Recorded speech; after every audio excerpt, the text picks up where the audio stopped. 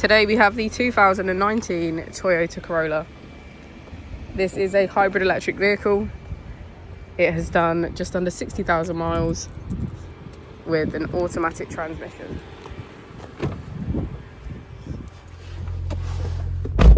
To the left of our steering wheel, we have voice control as a feature, and on the right we have cruise control. Moving on to our screen, we can access our menu on the left, as well as audio and map.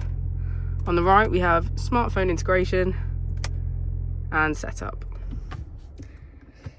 If we put our vehicle into reverse, we can see that it comes with a parking camera with parking sensors.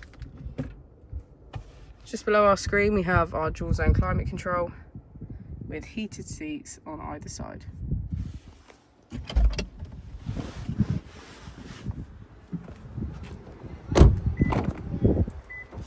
As we go into the back of the vehicle, we can see that all of our seats have a black leather trim.